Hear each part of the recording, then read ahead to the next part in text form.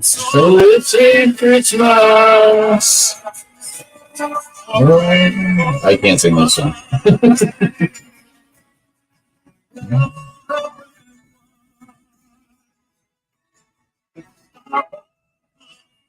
Or Josh Groban for everybody today.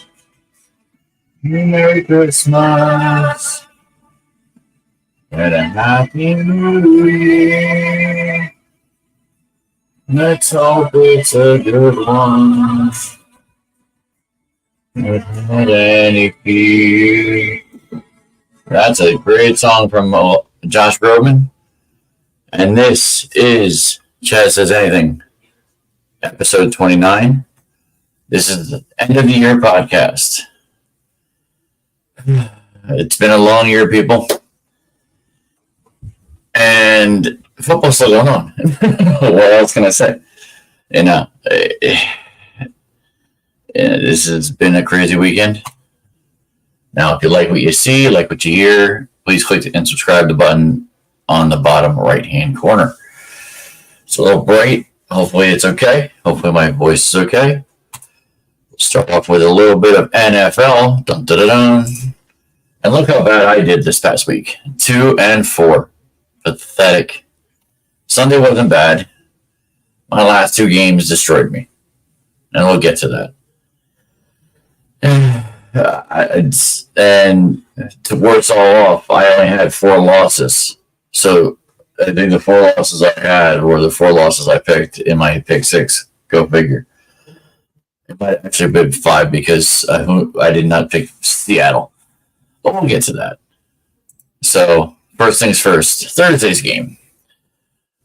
I remember I told a lot of people, including everybody here on the podcast, that don't think to watch the Las Vegas play the LA Chargers. It was I think I predicted 9-6 that the Vegas would show up and win 9-6. Well, I was dead wrong.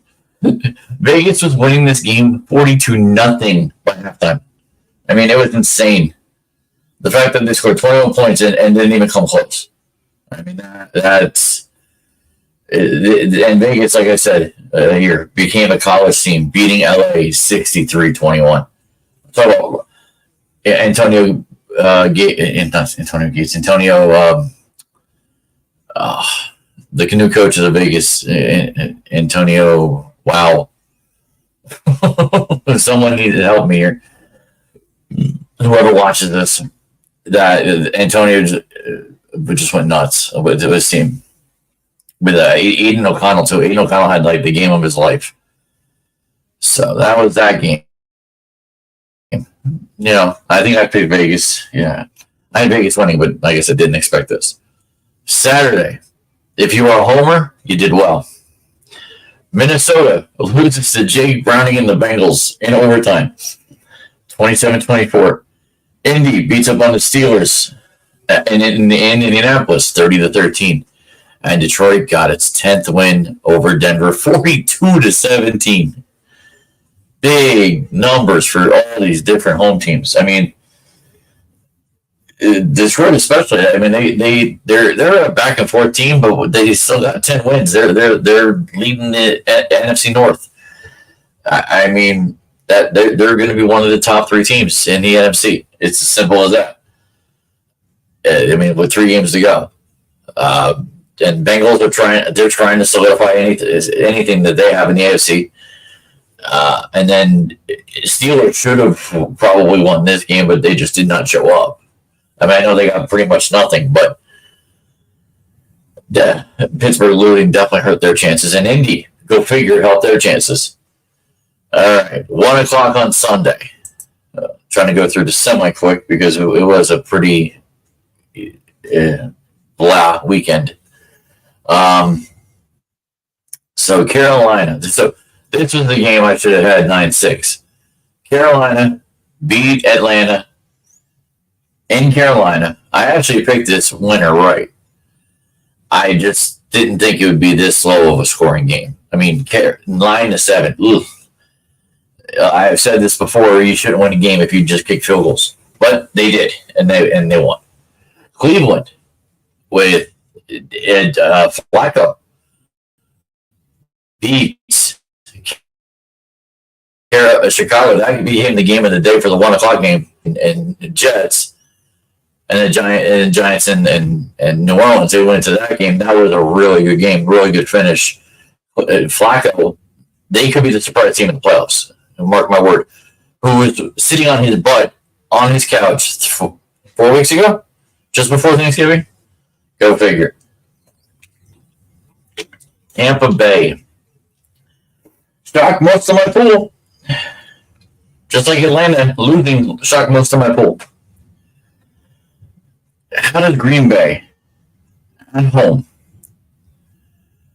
in the weather they had, give up 34 points to Tampa Bay? Baker Mayfield's doing a heck of a job in Tampa Bay. At least the look of it is. So, who knows? Miami Jets, there's not much to say about this other than the Jets are playing like they have the number 1 pick in next year's draft. I mean, they are pathetic. They're pitiful. They're hard to watch. I mean, that game was truly hard to go back to every once in a while. And Tyreek Hill wasn't even playing. Tyreek Hill was hurt. He was scratched from the game. Jets, what are you doing? There's no answer. The Giants at least have an answer. They have a possibility. They have a light at the end of the tunnel. The Jets don't. I mean, the teams you beat, you shouldn't have beaten, and yet you have those wins under your belt.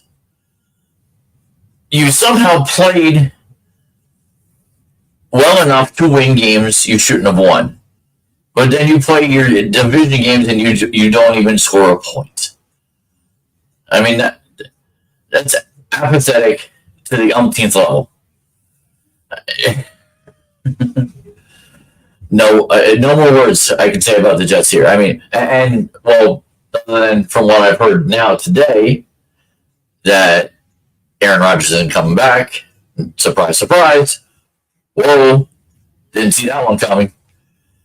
There's no reason to jump back in. Come back next year, 2024. Work with the Jets to get you the players you need. Somehow get Lazard off your team. He's still got 3 years on his contract. I don't know how that's going to happen. So. Next game, Giants forgot to show up. They didn't give them, 24 points, that's an average game for New Orleans. I had them winning or losing 31-24. So I had a scoring. I thought really the Giants would show up. I thought DeVito would actually do his thing, play his game. Nobody could do anything. Barkley ran into walls. Breida dropped balls.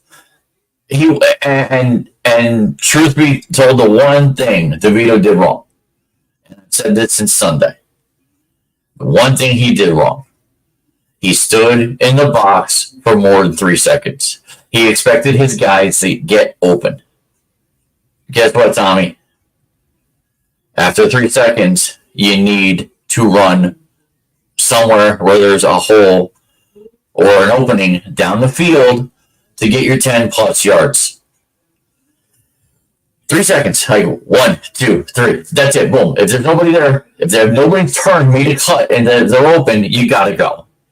I mean, they're coming at you. 5 big 275 to 325-pound men coming at you at 4.5 seconds, a foot. They're coming fast. Your blockers can only block for so long. If the pass isn't right, you got to run. Once you start running, they'll spy you. Once they spy you, you can run around like Lamar Jackson does and toss it to a spot where you don't think your guy is going to run to. I'm not an offensive coordinator, people. I'm not. But I sound like when I talk like this. I could probably run an offense. I know how to, at 47 years old, I know how to run an offense. Give me the time to do it. I don't understand how these players don't. This is their job. I mean, my job here, which is not a job, it's more a hobby, is to talk. I mostly know what to say all the time. I don't mess that up. They need to figure this out quicker than quick. You got 3 games to go. You got Philly, who's on a bad roll, and I'll get to that. Giants need to figure this out because losing to a New Orleans team like that, that's probably not going anywhere. Derek Carr. Oh,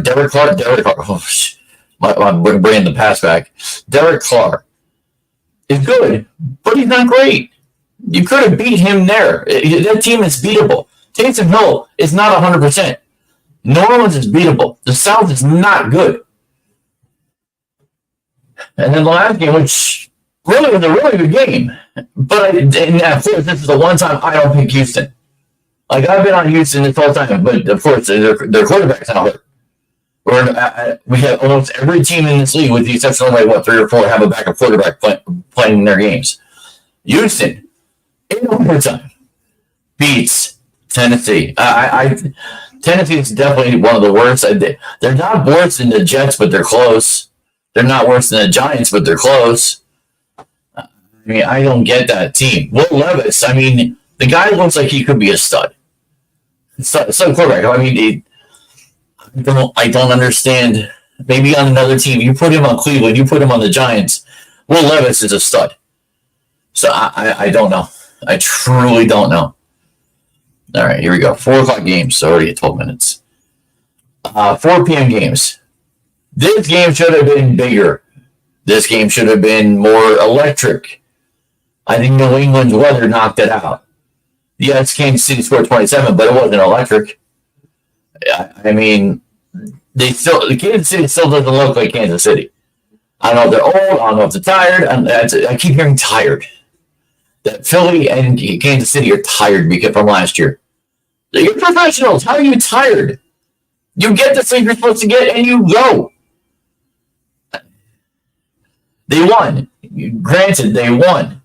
And so there was a couple bad officiating calls from what I've heard. And Taylor Swift gave a great WTF when they went to her when her man fell down in the end zone and was pushed. Basically should have been pass interference, and they cut straight to her. It was all over the TV, all over memes, all over social media, where she says, "What the." Absolutely hysterical. Good, I have to applaud her because honestly, I now know that she's at least starting to get it. She gets football. Do her Swifties get football? I don't know about that. I get the jokes that all these young girls and young ladies love Taylor and they're getting into football because of her. Learn the game. Watch the podcast of the Kelsey brothers. You might learn something. Their new news segments are very, very good. Very educational. All right. San Francisco almost solidifying themselves as definitely the number 1 team in the NFC. I mean, they're a solid group of guys. They have a great, talented offensive team and defensive. I mean, the cores of their offensive and defensive teams are absolutely amazing. And if they get special teams on a consistent basis to be doing well too, there's nothing but Super Bowl in their future. Washington barely loses to the Rams. They were in it the entire way. I mean, the Giants lose, Washington lose, and then we're going to get to some other losses here.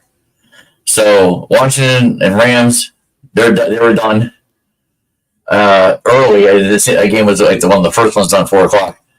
Rams just finally showed something. Goff and a couple of their wide receivers, although I think Puka got hurt, if I'm correct, in this game.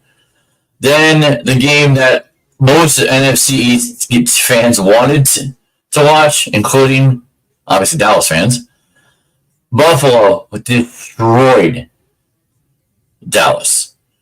Dallas finally, this is now, we now know We now know that Dallas can't play on the road. They don't show up. The defense just pretty much folds. Dak did okay, but he couldn't keep up. I mean, Buffalo just wiped the floor. I mean, Bills Mafia was absolutely on point this weekend. So this one, this was I was grateful to get that pick. Honestly, I was very grateful to get that pick. Now we get to the harder, the gut wrenching for me. But most people got this right except for me because I really thought Jacksonville just dropped the ball. And I know Lawrence was hurt or Lawrence is sick or whatever, but Baltimore ravaged the Jaguars in Jacksonville. And Jacksonville is now in an 8-6 three-way tie in the AFC South. Man, that's going to get real interesting. 3 games and you got to figure out who's going to be on top of what. That's going to end. Lawrence isn't 100%. So Jacksonville is going to be interesting. Who's their division? Let's see. Jacksonville, Indianapolis, Houston. All 8-6. Tennessee 5-9, they're done. Like I said, that 3 more games, they ain't doing nothing. But Houston, they got a tough game next week. But Indy's Indy. They could figure this out. Monday Night Football. Dare I say, I wanted to write something about this, but I'll just talk about it. I thought Philly should win this game. Before I knew Hurts was sick. It didn't look sick in the first half. As I was preparing for this, I can hear my fiance cheering. He was running scores into the end zone. And then they weren't handing the ball to Swift that much. Swift has been their guy. They give it to Gainwell, which they're trying to get him going. I guess they need both to go. That's what I keep hearing. But then their defense just gave up. And then I came in to watch the end, and I'm seeing Bradbury getting burned time after time after time. I may have not said this here, not often. But I've said this to Beth multiple times. I've said this to coworkers multiple times. We had Bradbury on our team. He was a joke when we let him go. Yes, he had a couple good games against us. You kind of step up against the team that let you go or dropped you. But he hasn't looked good all year. He's been a cancer to that team, that sideline. He's getting beat on constant play after play after play. It's sad when that I'm watching Philadelphia games and I'm seeing the bad play of these teams. I tell you what, Philly, I hope for your sake going home is a blessing for you. Because if you don't win next week against my Giants, and you keep us in the playoff run by losing your 4th in a row, I'm not saying I'm picking the Giants yet, but I might. Simple. It's as simple as just seeing the trend of the way the team is. On that game as well, I kept hearing that they're tired. Kansas City's tired. Philly's tired. Oh, seriously? Take a couple days off and sleep for 48 hours if you're that tired. I get 5 hours sleep, I'm good. I'll figure that out when I'm 55, 60. Figure out your body. You get paid to do this. Wrong Kelsey. Jason Kelsey was reported in the game yesterday as to have played every single offensive down this year. And he's the oldest man in the league to do so at 34, 35 years old. If Kelsey can do it, the big 300, he's probably not even 300, it's like 225. No, I mean 255, 275. He's probably like my weight. I'm about 270. If he can do it, these rest of these guys should be able to do it. So, and good for Seattle. Drew Lock, you know what? I can't go without complimenting Drew Lock. This was his first win in 4 years. The kid didn't even know he was playing until an hour and a half before the game. Because Seattle was being, they didn't want to say anything. They didn't want to say who was their quarterback, even though, Geno's really hurt. Let the guy actually be hurt, for a week. Let him get through it. You got Drew Lock, let him do it, and he did it. He hit Njigba on that pass at the end. It was a thing of beauty. And as a pure football fan, it was a thing of beauty. For Philadelphia fans, it was a stab in the back. So, playoff picture right now, Baltimore and San Francisco are at the top of their respective conferences. The number 2 seed in the AFC is the Miami Dolphins. Kansas City 3, Jacksonville is 4 at the moment.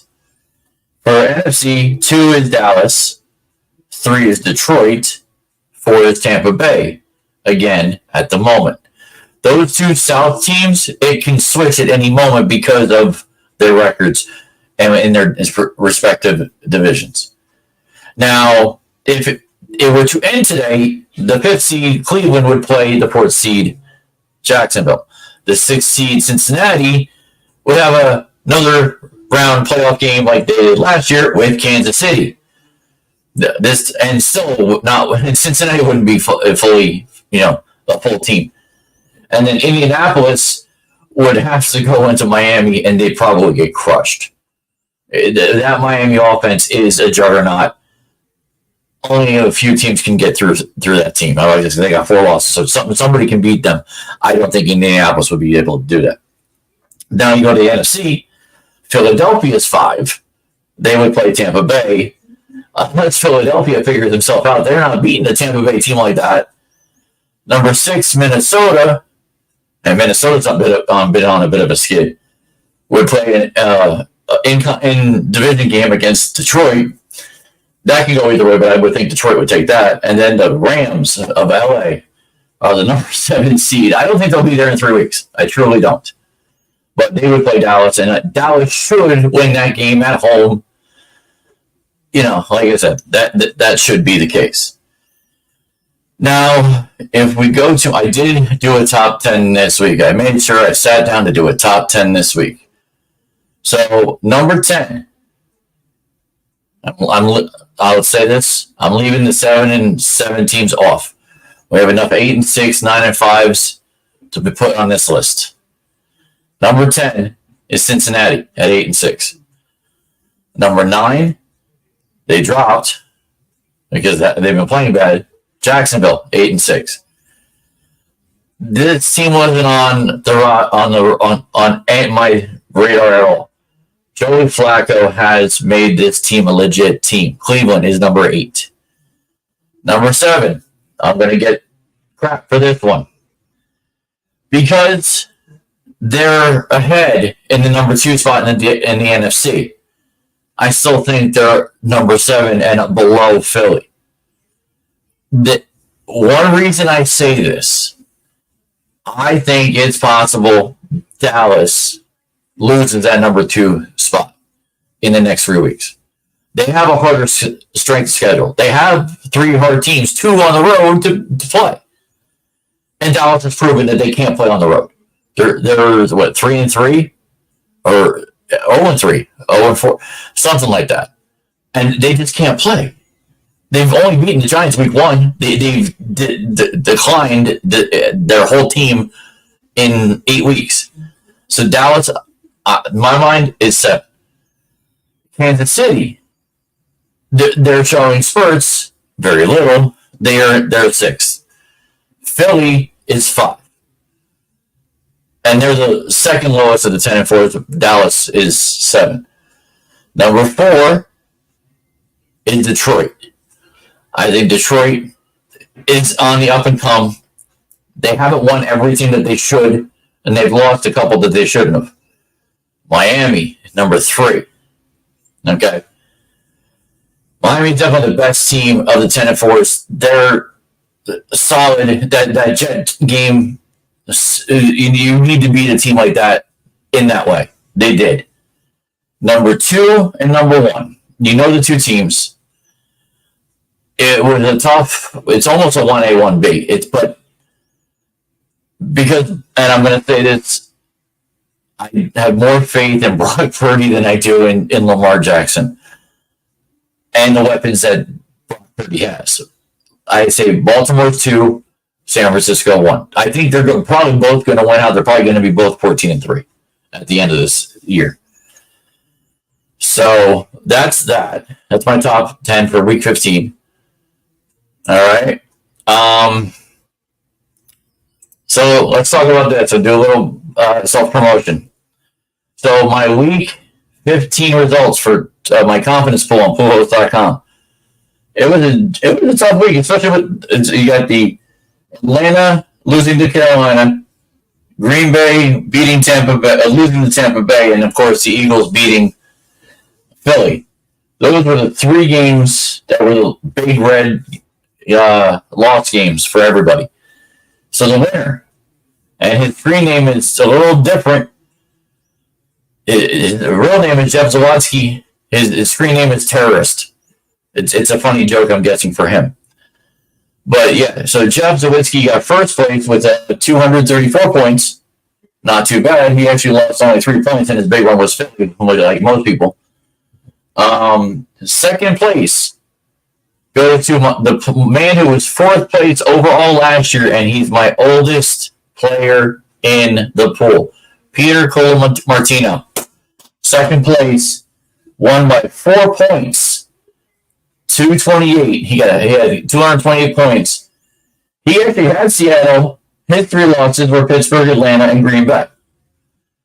So, and that Atlanta game, he's probably really ticked off about. He had 10 on Atlanta. So Peter got second place. Peter definitely moved himself up. And third place, and he was saying this all morning at work when he came in, Fish Fry, Tim Kelly, got third place, 224 points. Only 4 points out. A lot of people with 200. Andrew Fuentes, Johnny Ringo, Robert Rutherford, Myron Love, Paul Garner, Angela Quinones, and Josie Wells, top 10, all over 200 points. It was a good week for most people. It would have been like 25 people of the 38 people that would have had over 200 points because if Philly had won. Philly was across the board one of the big ones for everybody. So congratulations to them. They got their money. Well, Jeff got their money today. I'll have to talk to Peter about his money a little bit later because he doesn't have any apps. So we'll talk about that. All right. So I started this yesterday, and the big thing on this is this is what I used to run on paper. It was hard to get people because you didn't see everybody. Now, Poolhost is running it like I actually run it. I've checked other sites. They don't run it. They put numbers for their brackets. Poolhost uses the NFL and AFC and NFC brackets. And they even state that once you pick your pick, it will slide to the spot it's supposed to go to. It knows about if you're a 7, 6, or 5 seed, you're going to play a higher seed, 1, 2, or 3, if you win. All those rules are in there. I don't have to explain it. I don't have to, go over it with 20 to 30 people. It's there. So it's a beautiful thing. I sent at least 2 emails to at least 200 people. If I missed you and you want to be on this list to get into this, well, we got 4 people that have signed up for it already, including myself. Email me, chadroyalty@gmail.com for details of the pool. It starts on the 8th. Week 18 ends January 7th. The 8th is when it pops up, you pick your picks, and that's it. Details of feeds and what the winning schedule is for winners is all in the details of in the email. Okay, now the big one. Super Bowl boxes are now out. They went live last night. I've already got people at work that already picked their boxes. Contact me for boxes at chazroyalty.com, or you can text or call me. I'm not giving my number out. You already have to have my number. If you don't have my number, you got to email me. Okay? So, I mean, this is public. I'm not just going to willy-nilly give my number out. But if you're interested, we can absolutely have a conversation. You know, this is the fun stuff. This is the fun stuff that we, as fans, get to do during football season. And Super Bowl boxes is one of them. So that's out. I have 3 different sheets, 3 different prices, 5, 10, and 20. Okay. So that's that. MLB Hot Stove. Let's get the ticker off. So a little MLB Hot Stove. That should have been a ticker. 1 second. This is why I need a producer besides me. Let's see. Yes. Let's do ticker. There we go. Show. Okay. So MLB Hot Stove. What to talk about for the MLB? Waiting on Yamamoto. Where will he go? Anybody guess? I see 2 people watching. Any comments? Where do you think Yamamoto's going to go? I'm curious. I know where I think he's going to go. He's probably coming. I'll wait. So, I think Yamamoto, in the next 48 hours, will be a Yankee. It's just a matter of time. It's a matter of figuring out what the details of this contract are. I'm hearing theoretically 14 years. If that's the case, so be it. Sign him. You put him with Cole. Anybody else who was supposed to be here last year, we should be good. We don't have Severino. Mets have him. Take him. I didn't like him. I don't want him. I think we should be good.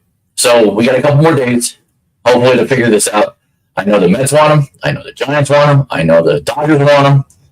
So the Dodgers really want him because Ohtani's not going to be pitching for a year. So Jack Curry, and we do have a comment. Let's see. Yeah, he starts today. Yeah, I think he's going to. Yep, he starts today. Agrees with me. Going to the Yanks. So, yeah, I mean, I'm curious if other people think he's going somewhere else and why. I just have heard that this is really where everything's going. So Jack Curry, who I follow and I'm a fan of, big fan of, Yanks Network analyst projected his 2024 Yankees lineup. So did Michael Kay and I forget who their partner is. Bob Lorenz. Excuse me. But there's somewhat similar. LeMahieu was the only one that's really the difference. But, and I kind of agree. That's why I put Jack up. I think LeMahieu at third base will be the prime third baseman for the Yankees. Soto in right field. I mean, I like the idea. I don't think he can play center. So we know Judge can. Judge can play in center. Rizzo at first. Torres, and this is a batting order too. So you got righty, lefty, righty, lefty, righty, righty. I think he's a lefty, Verdugo. Trevino and Wells. I believe Wells is a lefty. Trevino is the righty, and Volpe. I mean, it's a more solid lineup than we've had in the last 3 or 4 years, and that includes obviously the COVID year in 2020.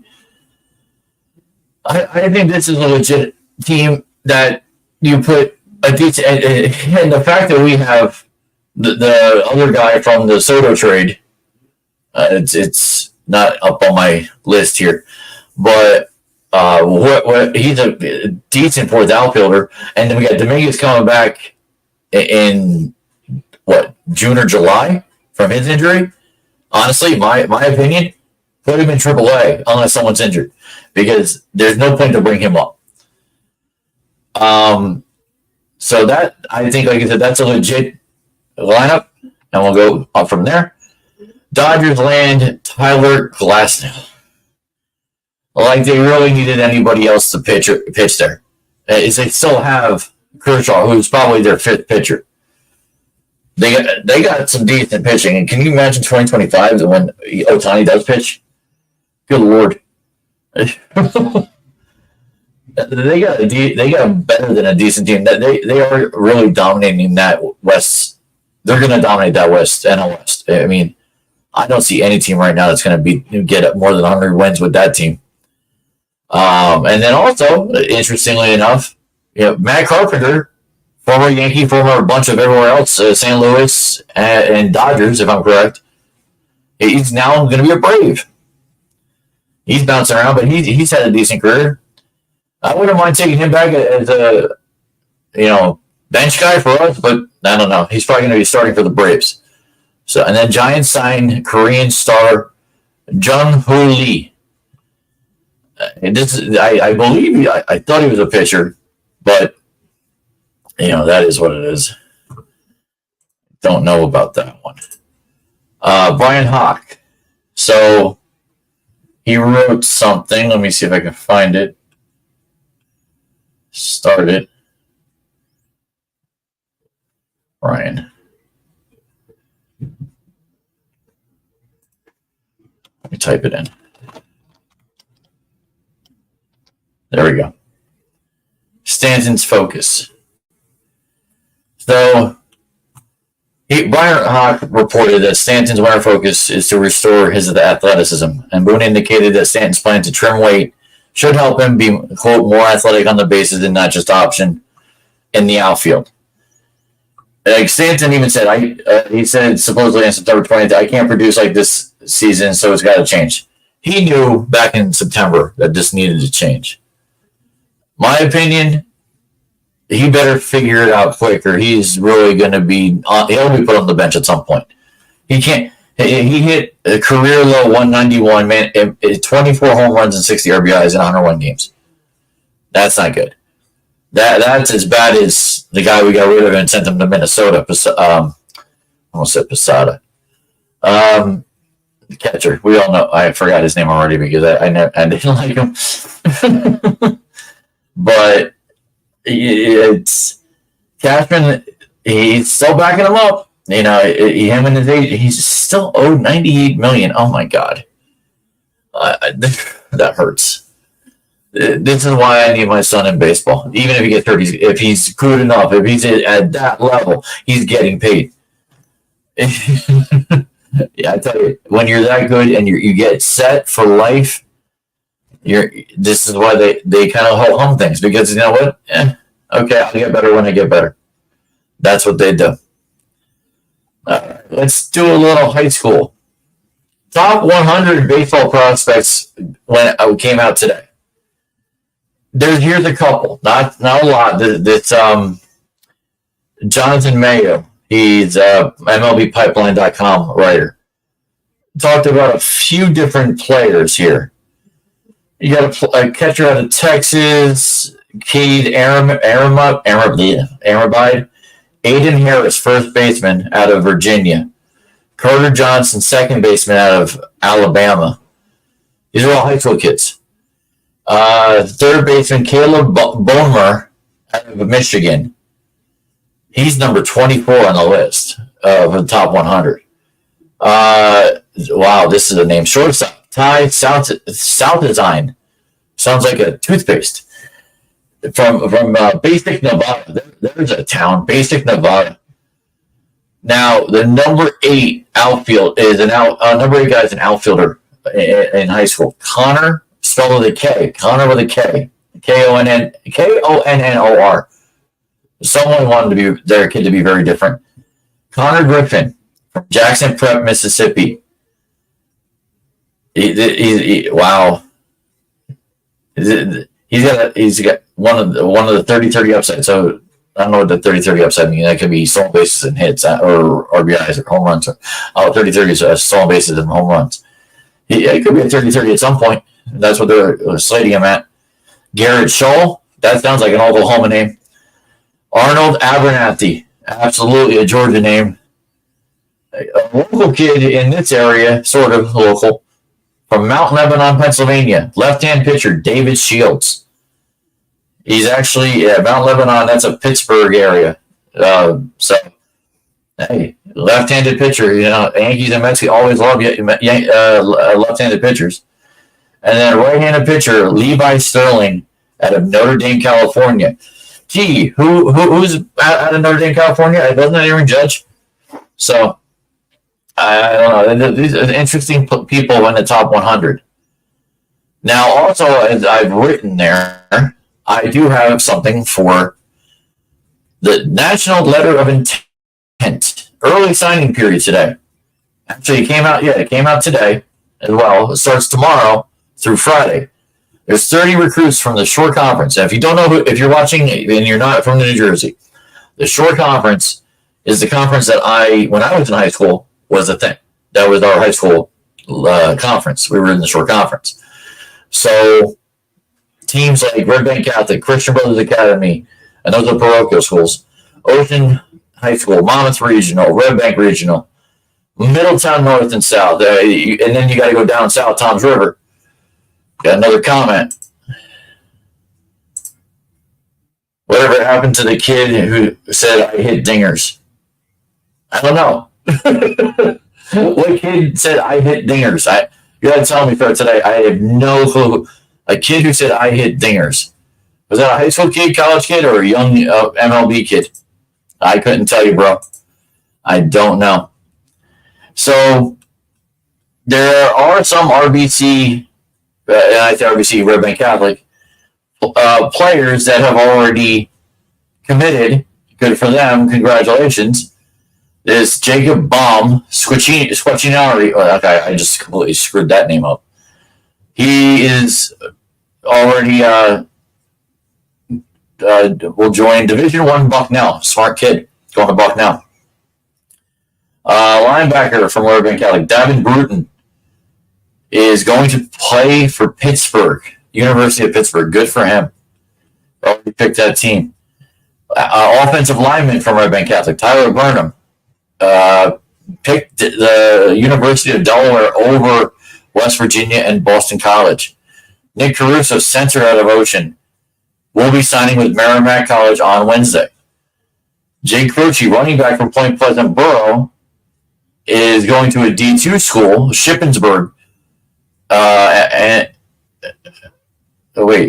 He's got two. I'm sorry, he's got two offers.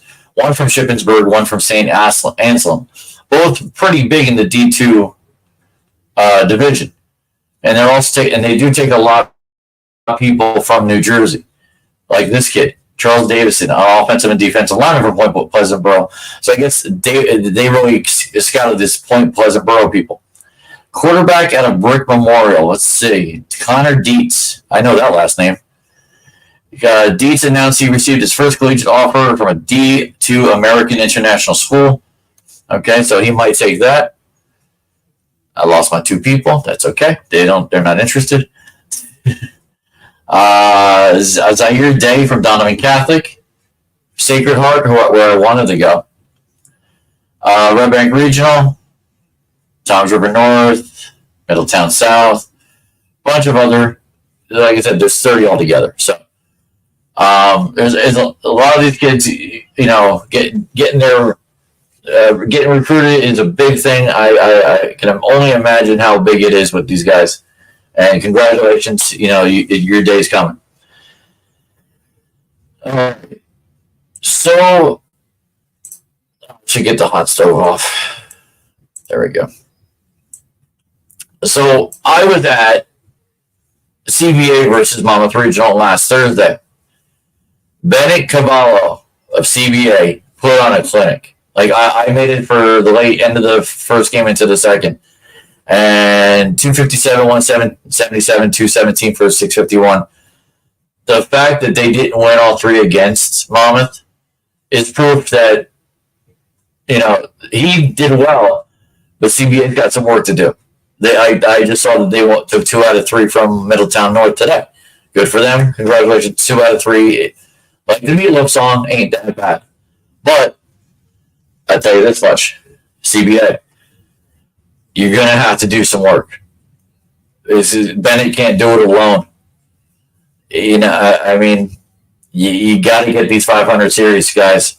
Your seniors or your juniors. Bennett's a sophomore, and he's pumping. I know he is.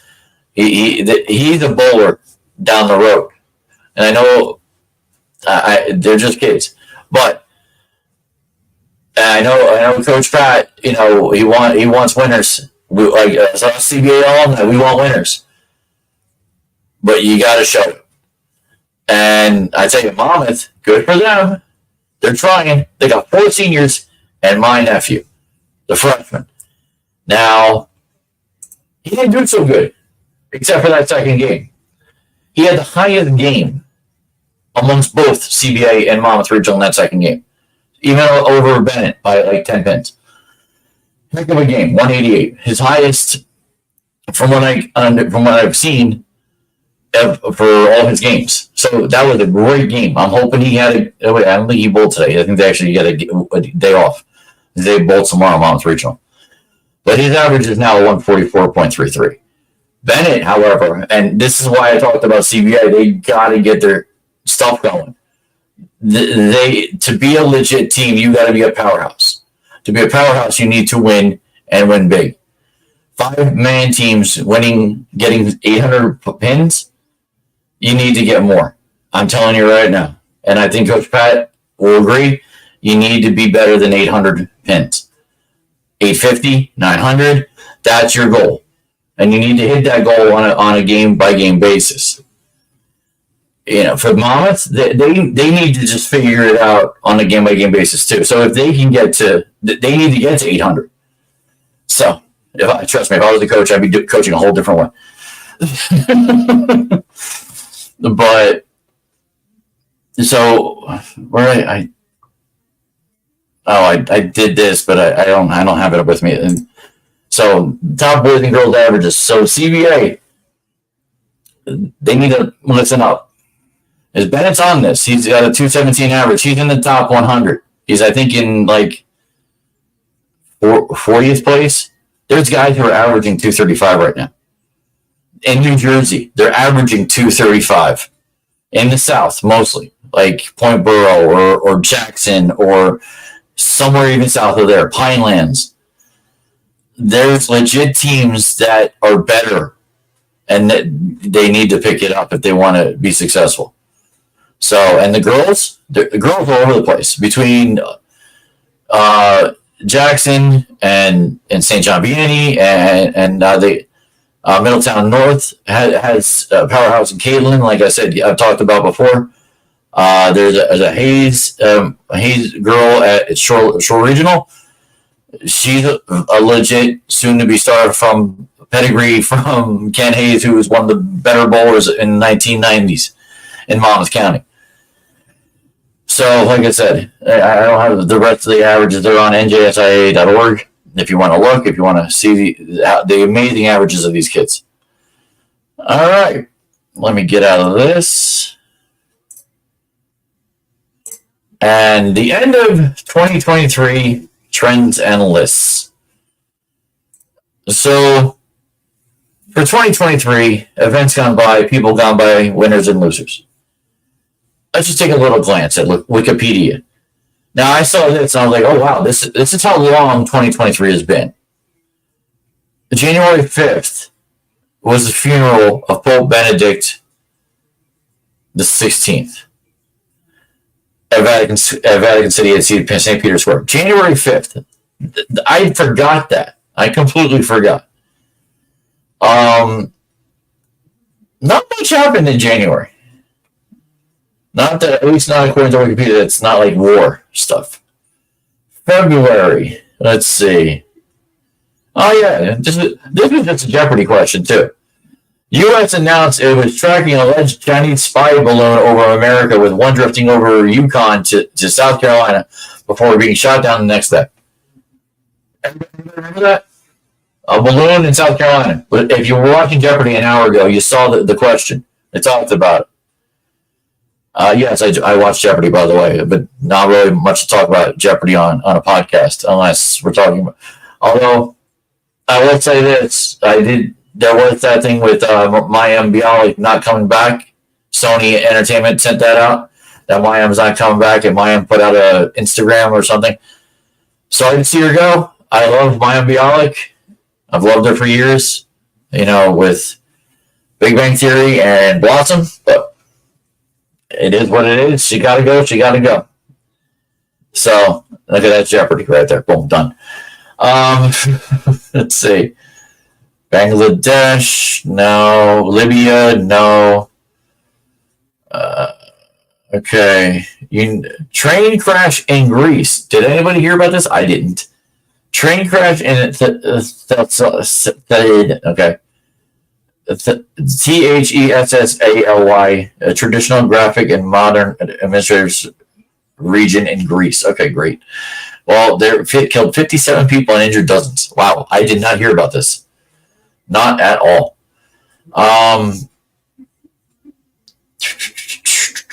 World Baseball Classic. That was a thing. Yeah. March 8th to the 21st in 2023. So let's go to the 21st to see who won. Probably doesn't. No. Let's see. Oh, won by Japan. And it says in the same sentence. Won by Japan. That's right. I think Ohtani, wasn't he on that as well? I think he was a winning pitcher. So, anything else? Let's see. A lot of government stuff. See, I think I got on the wrong Wikipedia. April. Finland, Nigeria, Germany. Yeah, nope. That World Health Organization in May. School shooting in Serbia. Wow, school shooting in Serbia. Interesting. Okay, that's a thing. May 6th. What happened on May 6th, people? Anybody? Besides the day before my dad's birthday, May 6th. The coronation of Charles III and Camilla as King and Queen of the United Kingdom. That was the day. I don't remember it, but that was the day. Interesting. So, interesting fact. I just read this the next day. My dad's birthday is May 7th, and the last name of my family is Kawas. We are, in part on that side anyway, Syrian. It says here, Syria on May 7th is readmitted into the Arab League after being suspended since 2011. That's an interesting stat. Didn't know. Interesting on my dad's birthday that his country that his dad was actually born in was readmitted to the Arab League. Okay. June, a train collision in India.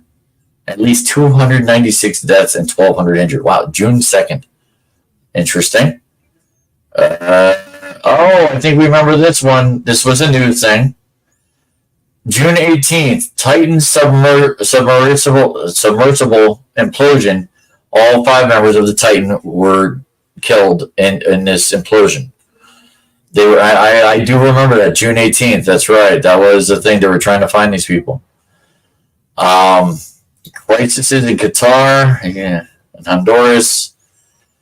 I'm obviously skipping over Ukraine. I don't want to talk about Ukraine. It's a sore subject in a lot of people's world, so I'm not going to talk about it. July 3rd. Yeah, these are all. Oh, here we go. Typhoon in the Pacific Ocean on July 19th. It killed 134 people in Southeast Asia.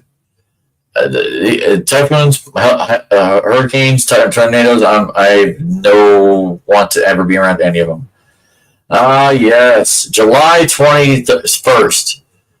Something happened on July 21st in entertainment that was pretty big. It actually even had a name. I don't even. You know what? I thought I knew it. I'm trying to do the mix of the words. It's not working. Barbie and Oppenheimer came out on both those days. I saw Oppenheimer. I've yet to see Barbie. I do want to. Oh, I'm an idiot. I should have read farther. Barbenheimer was the mixed name. There was the major internet and cultural event was Barbenheimer. Yeah, Oppenheimer, if you haven't seen it, is a good movie. You need to bear with it. Can get a little slow, but that's dramatic movies in a nutshell. You just have to follow it to the climax of the movie, and the climax was amazing. It was really good. I mean, I'm a history buff. My fiance is a history buff. Nate loved this movie. My stepson, he absolutely loved this movie. I never learned about this part of of Oppenheimer, of the bomb, the A bomb and everything. Really interesting movie. So today, you have another comment. Let's see. I forgot an event and entertainment. Okay, tell me, what was that event that I did not see? Because of course I'm on a bad Wikipedia site. Tell me what it is, buddy. Let's see. Go back to that. All right. I'll go through August. Let's see. I know I'm missing like Super Bowl, and I'll get to that. I know the Super Bowl already. Yeah, you know what? I'm going to scrap this because this is not what I was looking for. Okay, so it's going to be hard to find. I can go back to it. I'll go back. Let's see. Comment. Let's see.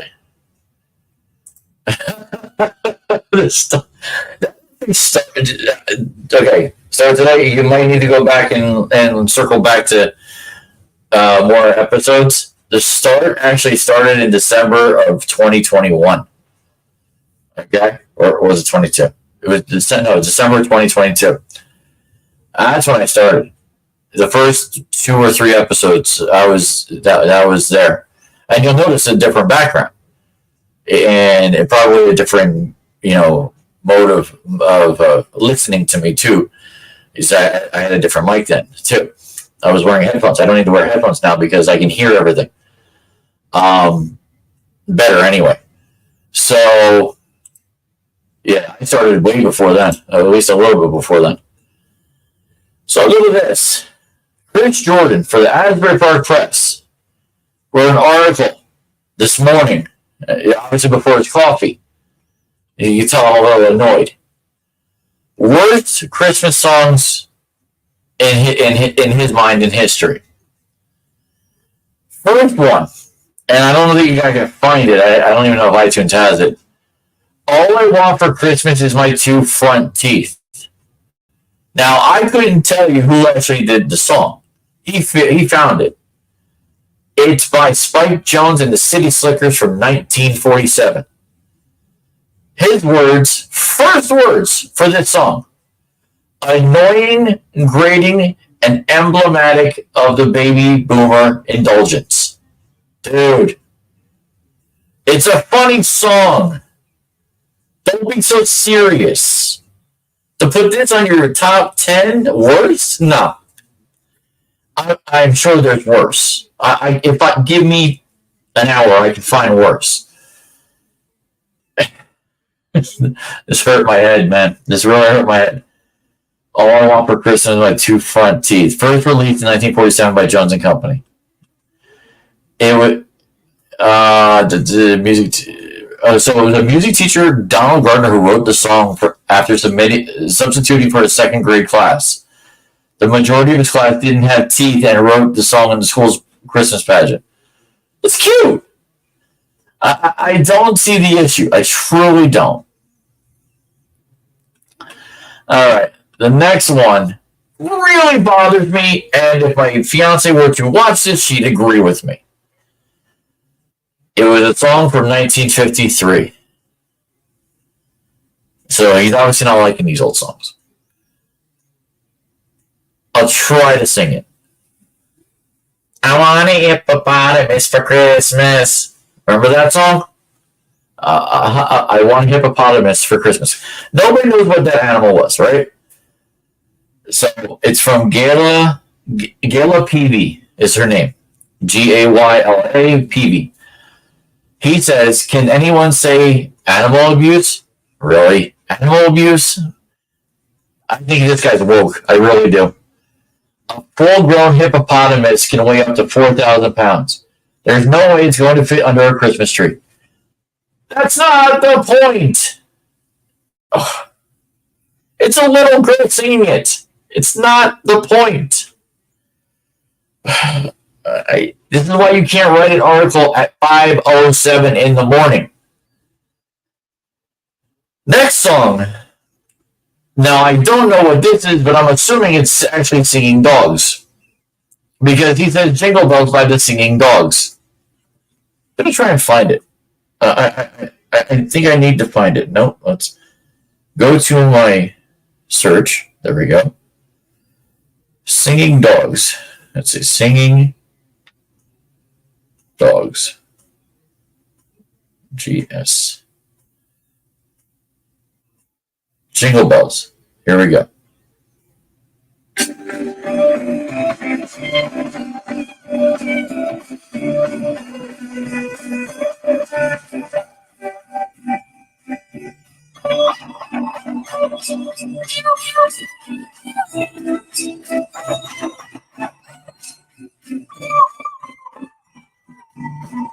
Okay, he's being petty. It's really not that bad.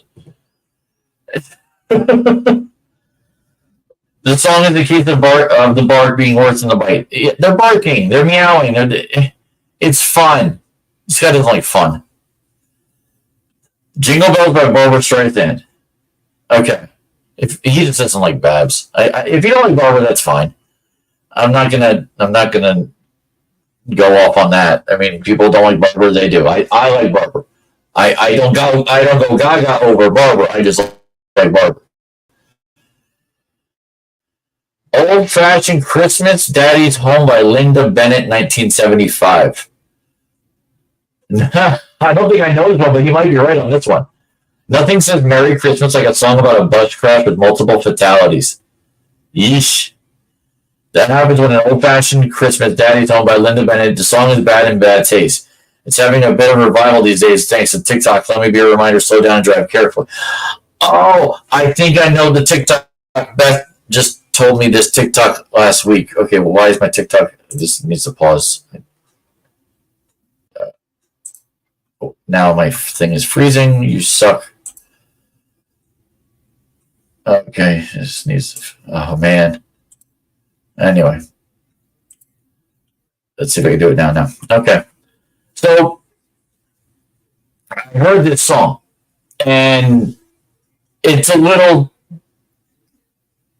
bad and bad taste. I think he's kind of right. The joke is that mom thinks he died and is happy, but then he walks through the door, and then she's like, "Oh, okay, you're home." It's a joke. This guy doesn't like jokes. I mean, it might be a little over the top, but it's dude. This one, this is where he ticked me off. 1979 by Elmo and Patsy. If you don't know it, I understand because when you hear Elmo, you think Sesame Street. But the song is a classic. The song should not be on any worst top 10 list, period. Grandma got run over by a reindeer. Come on. You cannot put that on a worst list. The lyrics alone are hysterical. Grandma got run over by a reindeer. Walking from our house Christmas Eve. Oh, I think I need to play it. I don't remember the lyrics. Grandma got run over by a reindeer. That should be easy to find. There we go. Should have put grandma in.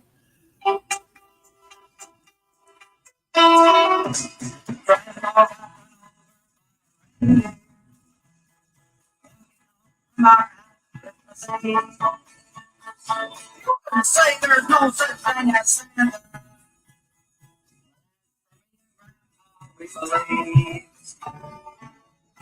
She's been drinking too much eggnog. Drinking too much eggnog. Oh, that's funny. We begged her not to go. We begged her not to go. She forgot her medication. Oh, she forgot her medication. And she staggered out the door into the snow. Well, that's all too late to find her, I will say. Scene of the attack. She had footprints on her forehead, and incriminating claws marks on her back. Grandma got run over by a reindeer. Okay, that's enough singing. So today's probably either killing him. That's fine.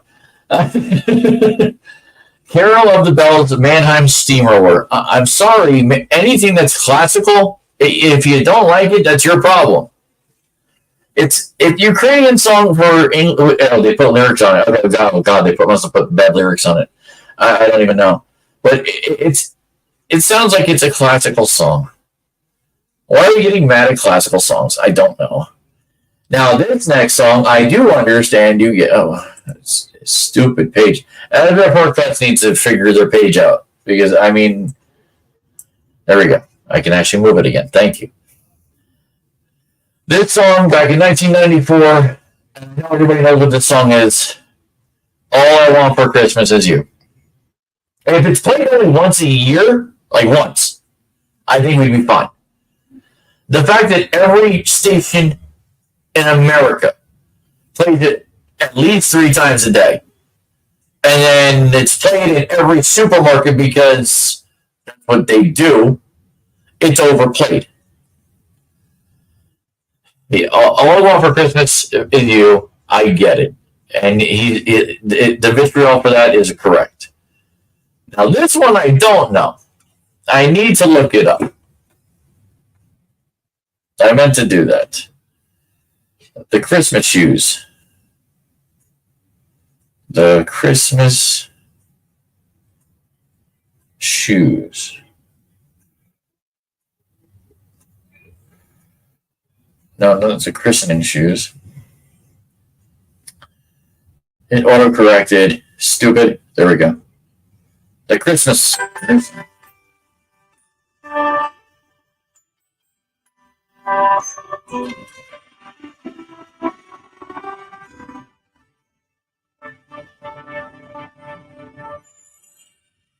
It was almost another land.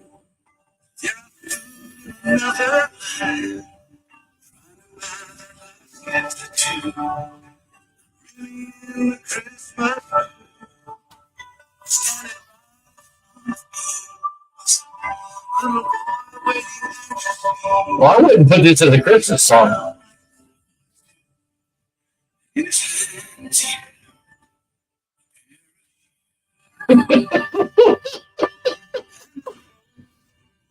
He held a pair of shoes. Oh my God.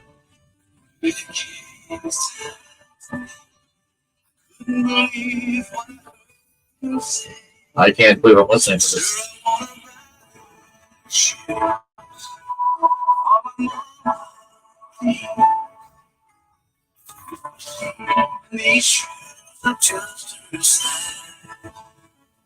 Okay, this is turning into a sad song.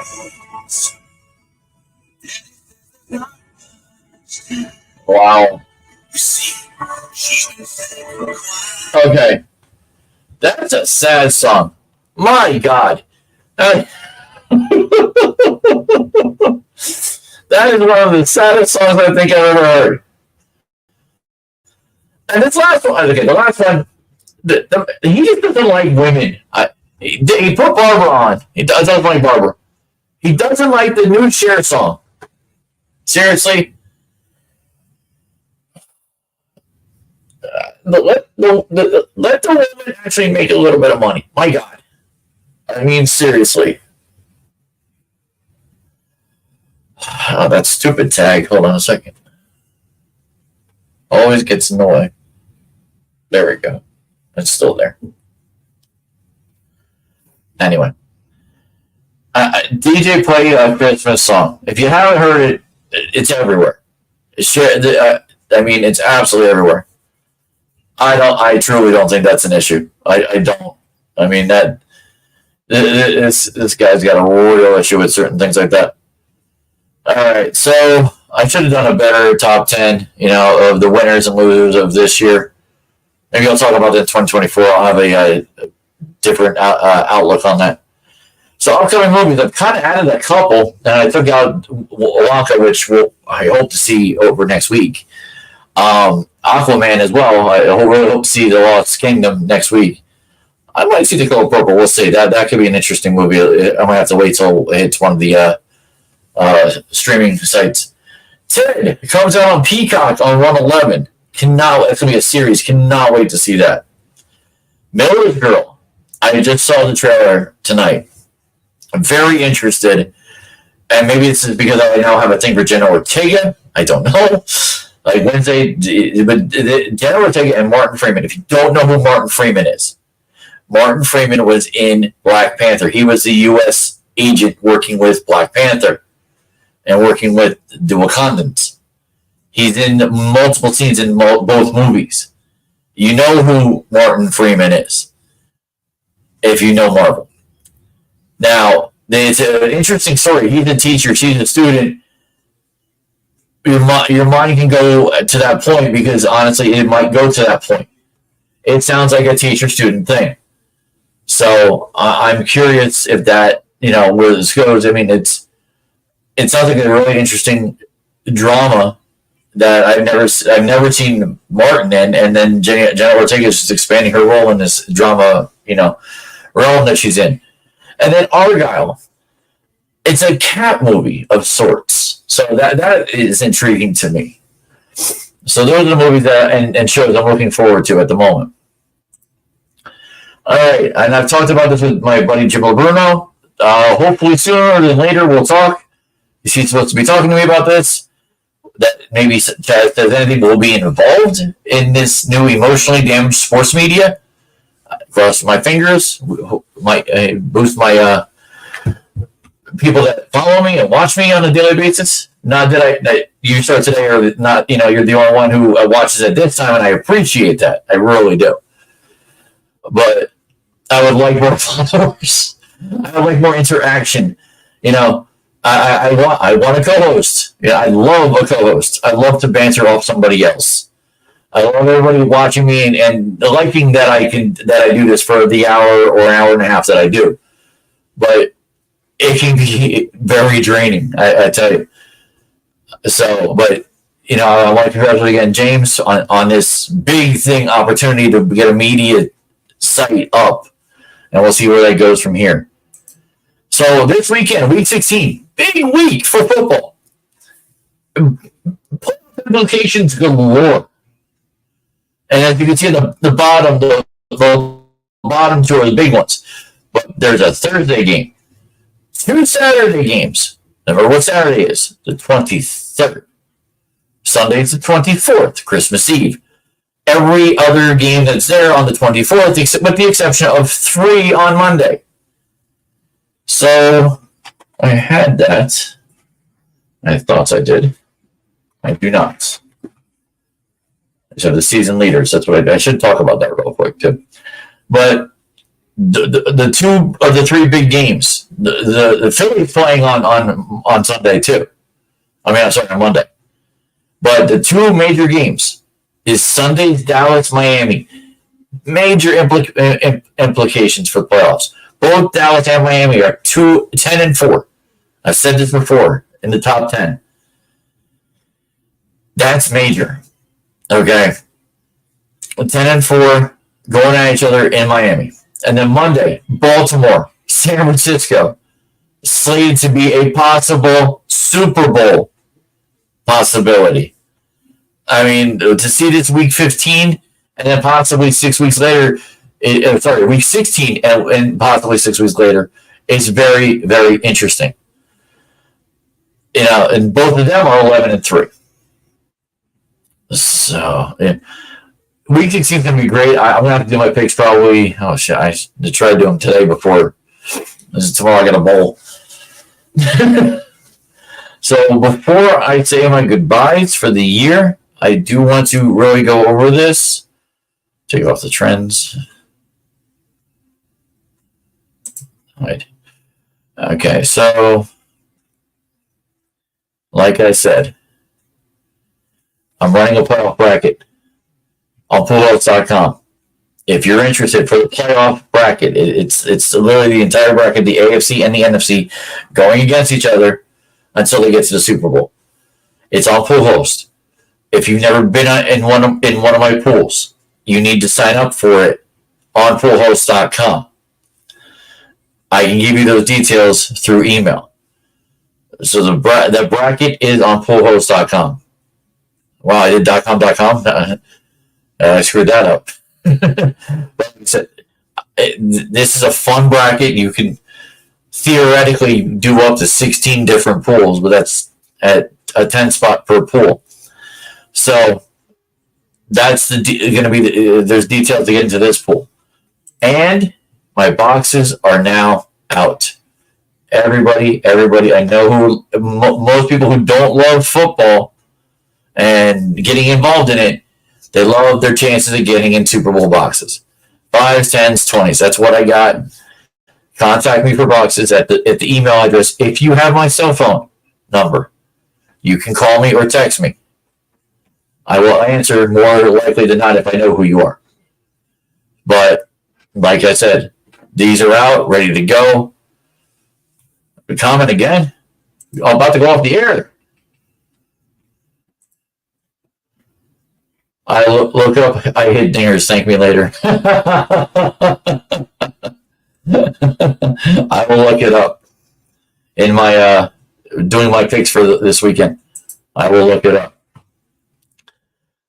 So my Super Bowl boxes are out now. The 5s, 10s, and 20s. Like I said, I've already got people who've done it who picked their boxes already at work.